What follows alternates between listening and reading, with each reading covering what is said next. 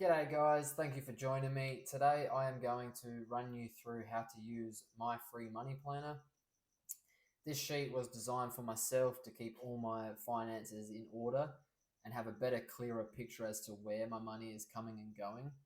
If you haven't already downloaded it, you can click the link in the bottom of the description, or alternatively, you can go to kurtwhittingham.com, fill in the details, and it will be sent directly to you. It's very easy. You're going to start on the Start Here tab. To begin, we're going to fill in our name and today's date. If you also have a partner, you can fill their details in. The whole sheet will go into more detail. This page is just a snapshot of where you currently are at. It doesn't need to be perfect. So if you know your exact income and expenses already, cool, you can fill that in. If you don't, just have a bit of a guess. And then from there, as we go into each tab, it'll get a bit more clearer picture. Savings and investments, you might not have any savings yet, or maybe you've got 5,000 or more. Whatever that is, don't worry, it's just the beginning. Let's say you don't own a home either. And maybe you have some debt. You got a car loan or a credit card. It just gives an idea of where you're currently sitting. So right now it's saying that based on these numbers, I have a negative net worth of $5,000 because I have the debt. Assume you had no debt. It will show that you have a positive net worth. I'll just quickly show you as well. Say you did have a partner, let's call her Sally. Today's date being the same. She's making the same money. She might spend a little bit less per month. She has a little bit more savings. As you can see, we now have a joint net worth of 15,000 overall. But let's say she has a credit card worth 7.5 grand owing. Shows her net worth, my net worth, and a joint net worth.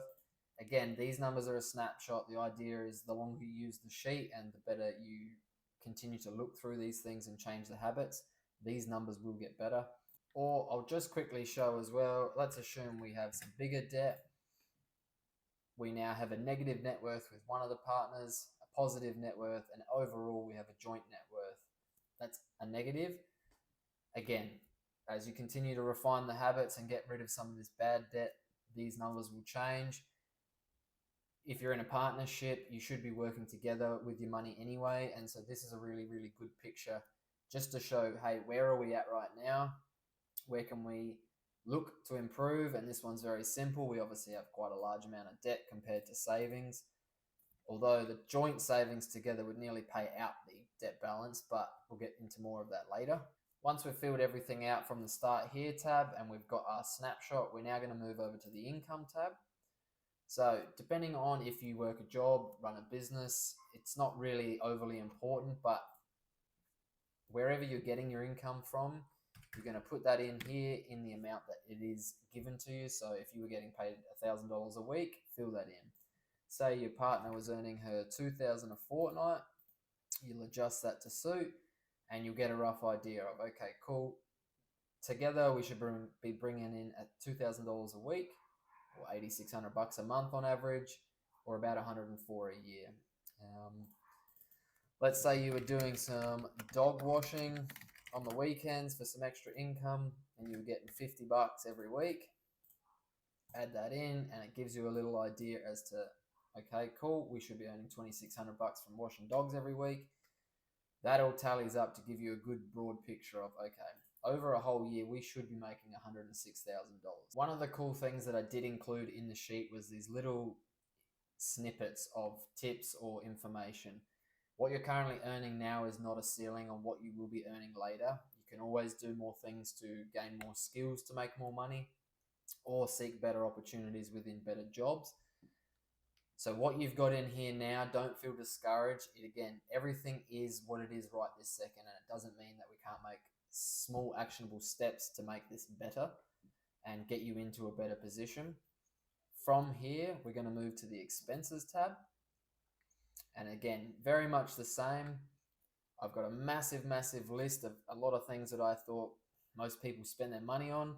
There's plenty of space for you to add or adjust. You could even reduce a lot of them if they don't apply to you. You can get rid of them. But the idea is very simple. Rent and mortgage, let's say your rent was $650 a week, type of expense. So Living expenses are expenses that you need to survive: house, electricity, water, food, your petrol in your car, your mobile phone. You're going to click living. If we go down to something that is more a lifestyle expense, like meal delivery services, let's assume you were paying $50 a week for Uber to bring you some Maccas. That is a lifestyle expense. It's not something that you need. And the reason we do separate these is because when we come back to the top, we get a picture of how much we're spending per month. And we also get a picture of how much our lifestyle expenses are. The reason for this is as you get down into the sheet, I'll add a couple more.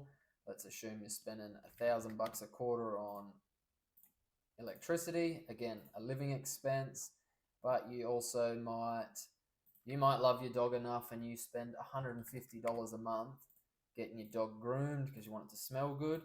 That's a lifestyle expense. It's not something you need to do. You could just go wash the dog with a hose or just not wash it at all, let the rain do its job. But that's something that we break all these down so that way when we're looking at our snapshot, we can see, okay, we have our total expenses per year of what we're expecting to spend. Of that, monthly living expenses are important. Lifestyle expenses, whilst they are important if they're going in the right places, this is where you start to fine tune things and be able to find savings. So give me a second, I'll quickly fill out a lot more and we'll go into a bit more depth. And then from there, this is where the fun starts to begin.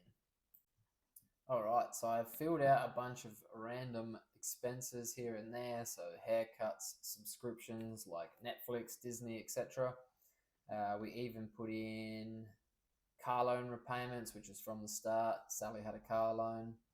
So in here we can see we currently have $1,083 a month going to debts, $718 going to lifestyle expenses, and $5,700 going to actual living expenses. So per week, per month, and per year, we can see our total position. And as you can see up here, it says Kurt Whittingham and Sally's expenses. From here, just continuing on the expenses, we have a bill book. It's very simple, but what gets measured gets managed. And sometimes for me, I get a bit lost in there's too many bills going left, right, and center. So I just made this easy part for you put the expense in, who the account is within the company, the website if you're using VPay or whatever, the last time you updated it, and just a little tab to say, is this the best deal? For example, you might find a better electricity company that can do a better rate, or an internet company, or maybe your phone bill. And so I would recommend every 6-12 months to go through this list, go have a look. It will only take you a couple hours because if you put in the work with this every 6-12 months, you might find some savings or be able to package a few of these together. And that all ends up back in your pocket. So I just did a quick update and added a few more. Very simple. The company, the website, the last update, and then if it's the best deal. For example, I just put no with the internet. Maybe there is a better provider that can provide a slightly cheaper service. I've been with Internode for a very long time and I'm happy with the service, so maybe I'm willing to cop a few dollars extra to just stay with them. But this again just keeps you with a very clear picture as to where your bills are going and coming from. And then from there, it's easier to manage them because they're measured. From there, we're going to move to the savings and investments tab. Once you do become in a position to start putting some money elsewhere into either savings, investment, property, ETFs or stocks, crypto, etc., a business, or investing in yourself, this is where all that information gets slotted. So let's just keep it basic for now. Let's assume you were going to start saving $100 a week. Again, just like all the other tabs, it just gives you a clear picture of what you should be expecting to save over a year. And maybe you're going to start putting $100 a month towards education, which is important. The more money you invest in yourself, I can guarantee the more money you will make over time. It's something that I, over the last few years, have continued to put more emphasis in, is investing in myself, whether that be courses, coaching. The gym, for example, is a big one, investing in your health. Health is wealth. Whatever that may be, this is where that tab goes. So let's just assume we'll add some extra bits. I'm going to add $100 a month into some long-term ETFs. Now we've got a snapshot of, okay, every week I should be putting 123 or about 530 a month or 6,400 over a year. Again, this is a good idea as to where your money is going. And if you have these in place, like the cash savings, every week you know, cool, $100 is going into my cash savings, wherever that may lead, and you can follow that plan moving forward. Once you're done with the savings and investments tab, we can move over to the results tab. As you can see, we now have a monthly cash flow position showing your monthly income, your monthly expenses, which is the living and the lifestyle expenses, your debt repayments, your savings and investment, and then a surplus. Now, if you were currently spending a bit more money on rent and you're living in a stonker place, as you can see, we're going backwards quite quick in this scenario. This text here will talk about something different. So in this scenario, it's saying you're currently exceeding your income and you're creating a negative balance. This is unsustainable. If you keep going, you're going to be up shit creek. So if you do see a negative number here, you really do need to start looking into what you're spending your money on. We'll put that back to the $650 a week, and all of a sudden we're back in a positive position. And then we have a much nicer comment coming your way. From there, we can then have a look and go, okay, what is the current percentage of income being spent on living expenses? In this case, it's 64%. That is quite high. I would like it closer to 40-50%. Lifestyle, we're spending 11% a month, which isn't too bad. My goal is 10%. You can adjust this. If you obviously, what's important to you, if you are spending a little bit more on lifestyle, but maybe you have no debt, then that's okay. Again, these numbers are just a guide as to where you're at and where your money is going. So you can clearly see that, cool, at the moment I'm spending 11% on lifestyle, could reduce that down if I wanted to. Debt, paying off our debts. This isn't an extra, this is just what you're currently paying now, and then what you're currently putting into savings per month on average as a percentage of your income. Then it gives you a snapshot. Cool, over the next 3 months, 6 months, 9 months, and 12 months, what are we expecting to do? So $68,000 worth of expense in our living costs, $8,000 in our lifestyle, 13 grand in debt payments, and then 8,700 in savings. From there, we have an adjustable table to show a target percentage. So my ideal scenario would be 40, 10, 0, 40. Obviously, if you do have some debt, that's not ideal debt. Maybe you do have a car and you want to keep the car, no dramas. Or maybe you're doing well enough that you're willing to go and get yourself a little bit more debt and you do want to spend some money on a car. Where you spend your money, that's up to you. This just helps you understand where and why it's going certain places. And this is all adjustable. So for example, if you wanted to spend a little bit more on your living expenses because you do, say, have a little bit nicer of a house and that's where you want to put some money, that's cool. We have a target of 50%, which brings 4,400 for the month. Lifestyle, we'll keep that at 10%, so we can spend $888 a month and feel happy about that. Debt reduction, assuming you do have that car, it stays the same. And then savings and investments, you want to start putting some more money towards your investments and savings, then you can adjust all this to suit. So if, say, you did want to spend a little bit more on a car and reduce your current savings and investment per month, you now have that all in a nice easy tab, so it's easier for you to follow. And then it will give you another snapshot of where you're at over the next 3 to 12 months. So if we use 12 months, we can see that, okay, cool, we're going to spend 53 grand on living expenses, 10,000 on lifestyle expenses, 15,000 on loan repayments, and we're going to put 26,500 into investments and savings. Once you've got all this, this is your full snapshot, right? Now you understand where your money's going and why it's going certain places, and then you can start to really look through this and go, okay, I'm not happy with how much we're spending on living expenses. That is quite a large amount. I'd really like to get this closer to 50%. Cool. We know now the difference in what we need to find. And then when we go back to the expenses tab, we can look through, okay, where are we spending our money? Can we fine tune any of that? And can we make it better? And then same for your lifestyle expenses.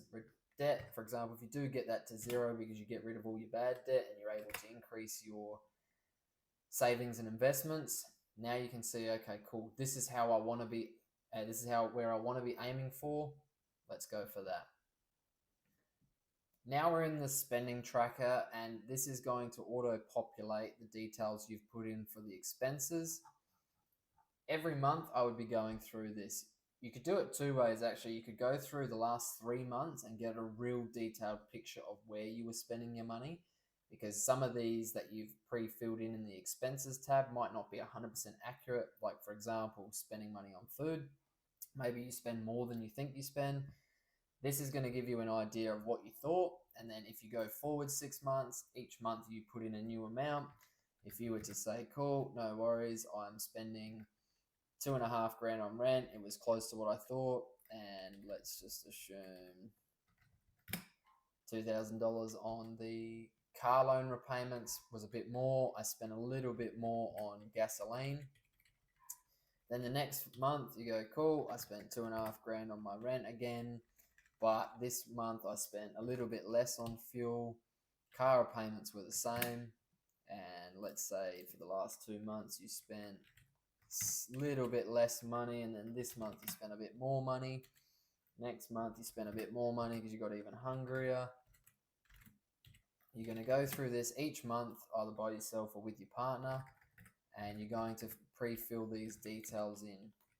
Now as you keep going through each month, it's going to give you an indication as to how you are performing versus what you thought, which means again you can fine tune a few things. I'm just chucking some random numbers in now for you to just show that, cool, based on what you thought you were spending versus what you're currently actually spending, you will get a different result. So if you find that, cool, we are currently spending more money on food than we thought, that's another way for you to go through and fine tune that.